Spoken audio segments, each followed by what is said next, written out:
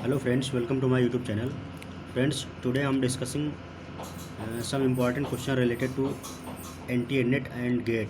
Okay, तो previous year में जो आपके नेट और गेट में आए हुए क्वेश्चंस हैं जो डेटाबेस मैनेजमेंट सिस्टम से रिलेटेड हैं, ये क्वेश्चंस आपके आने वाले upcoming exams like CSIR net और आपके जो गेट एग्ज़ाम होने वाला है, गेट एग्ज़ाम के पॉइंट ऑफ व्यू से भी काफ़ी इंपॉर्टेंट हैं. और कंप्यूटर साइंस एंड इंजीनियरिंग के रिगार्डिंग जो भी कंप्यूटर एग्ज़ाम्स होने वाले होते हैं या फिर आपके आईटी के रिगार्डिंग है, ठीक है. तो CSIT ग्रुप से रिलेटेड जितने भी आपके यूनिवर्सिटी एग्ज़ाम हों या फिर कंप्यूटर एग्ज़ाम्स हैं, उन सभी में ये आपके क्वेश्चन काफ़ी इंपॉर्टेंट हैं, ठीक है. तो आप इनको अच्छे से वॉच कीजिए, ठीक है. इनको आप अपने नोट्स बना सकते हो, ठीक है. और इस प्रकार के जितने भी क्वेश्चन हैं उन सबको आप सॉल्व कर लीजिए. देखिए आपका जो कंप्यूटर एग्ज़ाम है वो अच्छे से निकल जाएगा, ठीक है. तो चलिए स्टार्ट करते हैं. आपका क्वेश्चन है क्लोजर सेट ऑफ एट्रीब्यूट्स, ठीक है. तो इस पर आपका क्वेश्चन डेफिनेटली गेट में 2 नंबर का आता है, ठीक है. तो इनको आप अच्छे से सॉल्व कीजिए और प्रैक्टिस कर लेना, ये क्वेश्चन आपका डेफिनेटली हो जाएगा. ओके, तो आपका एक रिलेशन दे रखा है, उसमें आपके जो वेरिएबल हैं डिपेंडेंसी A, B और C हैं, ठीक है. और इसमें जो फंक्शनल डिपेंडेंसी दे रखी है A to B और B to C. ओके, तो इसका मतलब है B is the functionally dependent on A and C is the functionally dependent on B. Okay, तो इस तरीके से आपको क्लोजर सेट फाइंड आउट करना है. तो फाइंड A प्लस इसका मतलब होता है क्लोजर सेट, ठीक है. या ऐसा लिख सकता है, इस प्रकार से लिख के आ जाएगा कि क्लोजर सेट ऑफ A. तो इस क्लोजर सेट ऑफ A को डिनोट करते हैं A प्लस से, ठीक है. तो इसका सोल्यूशन देखते हैं हम. क्लोजर सेट ऑफ A आपका सबसे पहले तो A ही होगा, क्योंकि क्लोजर सेट ऑफ A यानी A plus equal to A, क्योंकि A का सेल्फ A डेफिनेटली होगा उसी का वेरिएबल का, ठीक है, उसी इंस्टांस का. उसके बाद आपका दे रखा A to B, इसलिए आपका A प्लस बराबर आ जाएगा AB, ठीक है. B is the functionally dependent on A इस डिपेंडेंसी से, ठीक है. और आपका दे रखा है B to C, ठीक है. C is the functionally dependent on B. तो A प्लस आपका आ गया है ABC, ठीक है. तो इसका मतलब है कि A का जो क्लोजर निकल के आया है वो ABC है. तो ये आपका आंसर है, ठीक है. सो आपका A to C ये आपका इनडायरेक्टली विजिबल है, ठीक है, क्योंकि A to B यानी A to B है और B to C है. इसका मतलब है A to C भी रिलेशन होगा, मीन्स C भी इनडायरेक्टली A पे डिपेंडेंट होगी, फंक्शनली डिपेंडेंट होगी, ठीक है. और आपकी जो A क्लोज़र निकल के आया है, A का क्लोज़र निकला है ABC, तो ये आप और रिलेशन में आपके टोटल देख सकते हो कि 3 ही एलिमेंट थे ABC, ठीक है. तो हम A के क्लोजर से सभी ABC तीनों को फाइंड आउट कर सकते हैं. इसका मतलब है A आपकी क्या है, कैंडिडेट की हो गई. ओके, तो रिलेशन में अगर किसी भी एट्रीब्यूट के थ्रू हम उस रिलेशन के सारे एट्रीब्यूट को फाइंड आउट कर सकें तो वो उस रिलेशन की कैंडिडेट की कहलाती है, ठीक है. अच्छा, अब ये आपकी A to C indirectly visible है और हम इसको डिटरमाइन कर सकते हैं, ठीक है, A to C. Whereas A to B is directly visible, ठीक है. A to B आपको फंक्शनली डिपेंडेंसी दे रखी है, तो A to B यानी B A पे फंक्शनली डिपेंडेंट है, ये डायरेक्ट आपको दे रखा है, ठीक है. और ये हो गया. अब आपका एक नोट पॉइंट है, ठीक है. अगर B A और C पे फंक्शनली डिपेंडेंट, तो एक नोट पॉइंट है कि AC to B it means है कि B फंक्शनली डिपेंडेंट है A और C पे, ठीक है. कंबाइन A और C पे फंक्शनली डिपेंडेंट है, ठीक है. तो B A पे फंक्शनली डिपेंडेंट और B C पे फंक्शनली डिपेंडेंट हो, ये इनवैलिड केस है, ठीक है. आप A और C से ही B को फाइंड आउट कर सकते हो, ठीक है. B को आप सिर्फ A से और B को सिर्फ C से नहीं फाइंड आउट कर सकते, इसका यह मीनिंग है, ठीक है. रिलेशन डेटाबेस में आप B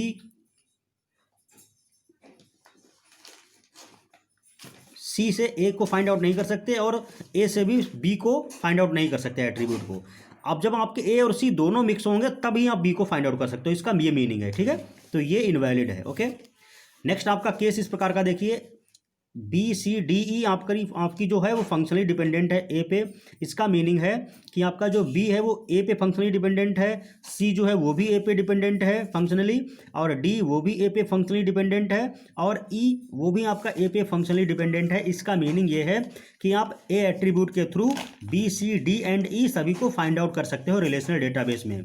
ठीक है, तो ये आपका केस वैलिड है। ओके, तो ये आपके इंपॉर्टेंट केसेस थे, इनको आप समझ लेना। ठीक है, नेक्स्ट आपका क्वेश्चन है, ये भी क्वेश्चन काफ़ी इंपॉर्टेंट है। आपका क्वेश्चन दे रखा है relation A B C D E F G, ये रिलेशन दे रखा है, और फंक्शनली जो डिपेंडेंसी दे रखी हैं वो फंक्शनल डिपेंडेंसी आपकी B functionally dependent on A, यानी ए टू बी दे रखा है, B C to D E दे रखा है, ए ई जी टू जी दे रखा है। अब आपको ए सी का क्लोजर फाइंड आउट करना है। ठीक है, या आप कह सकते हो क्लोजर ऑफ ए सी का निकालना आपको है। तो ये क्लोजर पे काफ़ी इंपॉर्टेंट क्वेश्चन पूछे जाते हैं गेट और एनटीए-नेट में, या आपका डिफरेंट एग्ज़ाम होते हैं इसरो का या फिर आपका डीआरडीओ में, तो उसके भी पॉइंट ऑफ व्यू से काफ़ी इंपॉर्टेंट है। तो एसी का क्लोजर, एसी सबसे पहले खुद होगा क्योंकि सेल्फ का क्लोजर होगा। उसके बाद एबीसी होगा using functionally dependent A to B, तो इसमें बी और आ जाएगा। ठीक है, क्योंकि ये आपका दे रखा है रिलेशन ए टू बी, यानी B is the functionally dependent on A. उसके बाद A B C D E आ जाएगा using functionally dependency B C to D E. ठीक है, तो इस वाले फंक्शनली डिपेंडेंसी से हमने डी ई और ऐड कर दिया। इसका मतलब है कि हम जो ए सी का क्लोजर निकल के आया है वो ए बी सी डी ई आया। ठीक है, तो ए सी का closure A B C D E आपकी कैलकुलेट हुआ है। ठीक है, अब आप देख सकते हो कि जो आपका रिलेशन था उसमें ए बी सी डी ई और एफ जी भी थे, तो इसका मतलब है ए सी के थ्रू एफ और जी को फाइंड आउट नहीं किया जा सकता। इस रीजन से ए सी आपकी कैंडिडेट की नहीं है।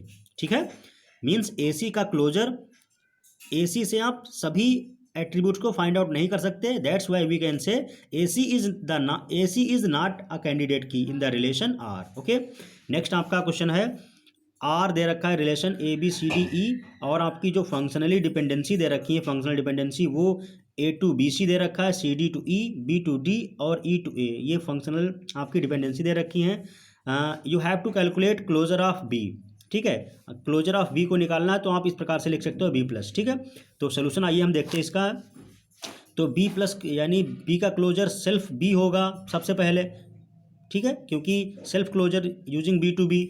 उसके बाद बी डी होगा using functionally dependency B to D, means D is the functionally dependent on B, तो क्लोजर ऑफ बी आपका आ जाएगा बी डी। ठीक है, अब बी से आप रिलेशन के सभी एट्रीब्यूट को फाइंड आउट नहीं कर सकते, तो ये आपकी कैंडिडेट की नहीं है। ठीक है, बी आपकी कैंडिडेट की नहीं है, बी का जो क्लोजर निकल के आया है वो बी डी है। ठीक है, तो ये आपका आंसर हो गया। ओके, नेक्स्ट आपके इसी प्रकार के क्वेश्चन देख सकते हो, काफ़ी इंपॉर्टेंट क्वेश्चन ये सभी गेट में और नेट में पूछे गए हैं, और आने वाले अपकमिंग एग्जाम के पॉइंट ऑफ व्यू से काफ़ी इंपॉर्टेंट है। नेक्स्ट आपका क्वेश्चन है, एक रिलेशन दे रखा है A B C D E F, उसमें आपकी फंक्शनल डिपेंडेंसी दे रखी है A B to C, B C to A D, D to E, C F to B. अब आपको फाइंड आउट करना है ए बी का क्लोजर। ओके, तो ए बी का क्लोजर सबसे पहले हम कैलकुलेट करते हैं, तो ए बी का क्लोजर सबसे पहले ए बी ही होगा। ठीक है, सेल्फ क्लोजर के माध्यम से। उसके बाद ए बी सी हो जाएगा using A B to C. ठीक, C is the functionally dependent on A B, तो ए बी से हम सी कैलकुलेट कर सकते हैं, इस वजह से ए बी सी आ गया। अब डी भी आगे ऐड हो जाएगा, क्यों? क्योंकि using B C to A D, तो B C to A D ये फंक्शनल डिपेंडेंसी की वजह से आपका इसमें डी भी कैलकुलेट कर सकते हैं।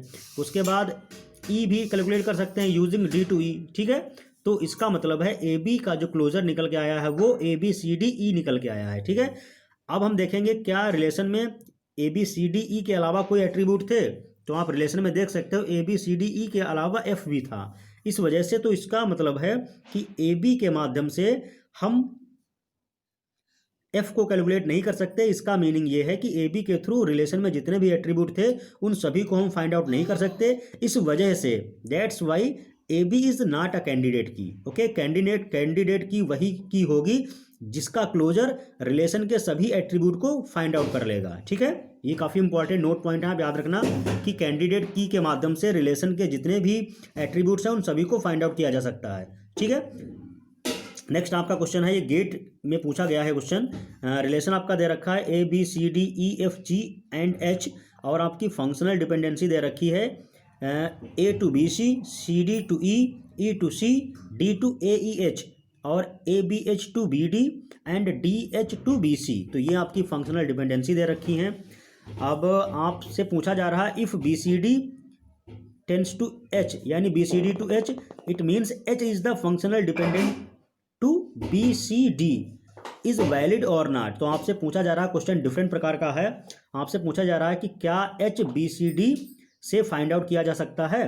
तो इसका सोल्यूशन देखते हैं। काफ़ी इंपॉर्टेंट क्वेश्चन है, थोड़ा सा चेंज करके पूछा गया है बट पूरा फॉर्मेट वही है। बस आपको इसको सोल्यूशन करना है पेशेंसली और फैक्ट ओरिएंटेड। ओके, तो देखिए, if H is in the closure set of B C D then B C D to H.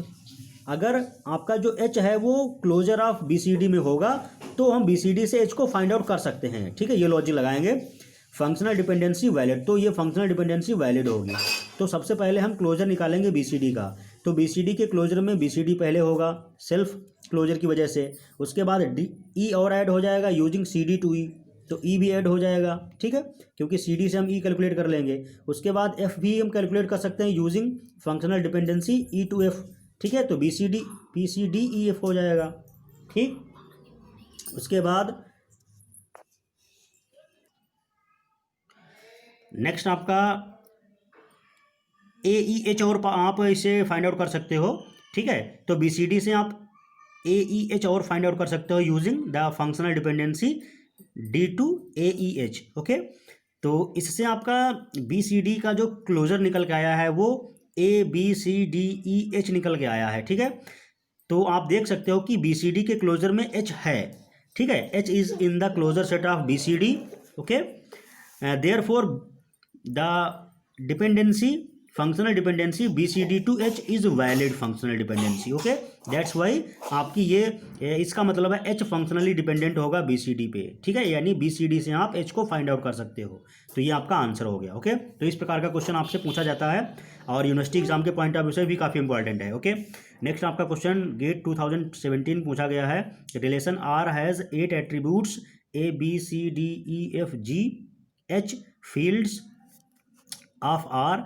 तो ये रिलेशन में 8 एट्रीब्यूट्स हैं। कंटेन ओनली एटॉमिक वैल्यूज़, तो इन सब की एटॉमिक वैल्यूज़ हैं। और आपकी फंक्शनल डिपेंडेंसी दे रखा है सी एच टू जी और A to B C, B to C F H and E to H. तो ये आपकी फंक्शनल डिपेंडेंसी दे रखी है। इसके अलावा एफ टू ई जी भी दे रखा है। ठीक है, तो इसमें is a set of functional dependencies so that F is exactly the set of F Ds that for R. तो आपको ये निकालना है कि एफ का क्लोजर निकालना है। ठीक है, और आपको बताना है कि exactly set of functional dependency है। ठीक है, तो आप देखिए, सबसे पहला इसमें इसका पार्ट हो सकता है, पहला पार्ट करेंगे how many candidate keys the relation R. तो ये पूरे डेटाबेस से सबसे पहला पार्ट पूछा जा रहा है कि इस पूरे रिलेशन में कैंडिडेट की कितनी होंगी। ऑप्शन दे रखा है 3, बी ऑप्शन ए ऑप्शन है 3, बी ऑप्शन है 4, सी ऑप्शन है 5 एंड डी ऑप्शन है 6। तो इसमें आपका जो करेक्ट आंसर आएगा वो आएगा बी। इसका मतलब इसमें कैंडिडेट कीज आपकी 4 होंगी। कैसे होंगी मैं आपको निकाल के दिखाता हूँ। तो सबसे पहले आप देखिए कि जो सी एच का जो क्लोजर होगा वो सी एच खुद होगा सेल्फ क्लोजर की वजह से।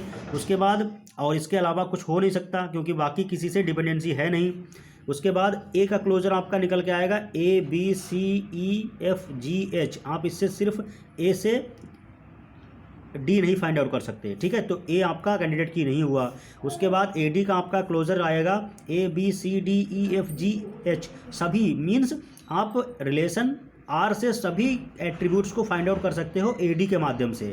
ठीक है, तो क्लोजर ऑफ ए डी में रिलेशन के सभी एट्रीब्यूट्स हैं। इसका मीनिंग ये है कि ए डी आपकी कैंडिडेट की है। ओके, तो ये आपकी कैंडिडेट की हो गई। Since A D to R means हम ए डी के माध्यम से रिलेशन आर के सभी एट्रीब्यूट्स को कैलकुलेट कर सकते हैं, फाइंड आउट कर सकते हैं। इस वजह से ए डी आपकी कैंडिडेट की है। इसी वजह से बी डी से भी आप हर एट्रीब्यूट्स को फाइंड आउट कर सकते हो। इस वजह से बी डी भी आपकी कैंडिडेट की हुई। ठीक है, इसी प्रकार से ए बी डी भी आपकी कैंडिडेट की होगी। ए बी डी से भी आप सब कुछ पता कर सकते हो। ओके, इसके बाद आपका जो ए बी सी डी है उससे भी पूरे रिलेशन के एट्रीब्यूट्स को फाइंड आउट कर सकते हो। तो ये आपकी 4 कैंडिडेट कीज़ हुई जिसके माध्यम से पूरे रिलेशन के एट्रीब्यूट्स को आप फाइंड आउट कर सकते हो। ठीक है, तो इसमें इस वजह से ऑप्शन आपका बी करेक्ट था। ठीक है, ऑप्शन बी आपका करेक्ट है। इसमें 4 कैंडिडेट की हुई। ठीक है, अब हम बात कर रहे हैं कि इस कैंडिडेट की को फाइंड आउट करने के कुछ रूल्स हैं, वो क्या है। ठीक है, तो आप ये क्वेश्चन काफ़ी इंपॉर्टेंट है। इस प्रकार का गेट में क्वेश्चन पूछा जाता है। डेटा आपको दे दिया होता है। आपको ये गेट 2017 पूछा गया था क्वेश्चन, आपको डेटा इसमें दे दिया होगा और इससे 2 क्वेश्चन पूछे जाते हैं। ठीक है, तो पार्ट 1 पार्ट 2। ठीक है, तो इसमें रूल्स फॉर कैंडिडेट कीज़ के लिए क्या रूल्स हैं, तो ये रूल बहुत इंपॉर्टेंट है। पहला रूल है a minimal set attributes which can functionally determine all attributes in relation. ठीक है, तो ऐसा एट्रीब्यूट जिससे रिलेशन के सभी एट्रीब्यूट को पता कैलकुलेट किया जा सके, फाइंड आउट किया जा सके, वो कैंडिडेट की कहलाएगी। An attribute which does not appear in any of the functional dependencies is parts of all candidate keys. ठीक है, नेक्स्ट आपका है an attribute which appears only on right hand sides. तो ऐसा आपका जो एट्रीब्यूट जो राइट हैंड साइड अपीयर हो वही कैंडिडेट की हो सकता है। Of few of all functional dependencies can not be part of any candidate keys. ठीक है, ये रूल्स हैं। उसके बाद LHS left hand side of functional dependency should be prime attribute और ठीक है, इसके अलावा क्या हो सकता है, RHS means right hand side prepare subset of any candidate की। तो right hand side candidate keys का सबसेट हो। तो ये आपके कुछ रूल्स हैं जो एक कैंडिडेट कीज को बनाने के लिए देखे जाते हैं। ठीक है, तो ये रूल्स को फॉलो करती है कैंडिडेट की किसी रिलेशन में। ठीक है, तो फंक्शनल डिपेंडेंसी जो आपका टॉपिक है उससे आपका ये क्वेश्चन पूछा जाता है क्लोजर निकालने को। ठीक है, तो किसी भी एट्रीब्यूट का क्लोजर निकालने का मतलब होता है उस पर प्लस लगा के निकाला जाता है। ठीक है, तो ये काफ़ी इंपॉर्टेंट क्वेश्चंस थे, आप इनको अच्छे से वॉच कीजिए और नोट डाउन कर लेना।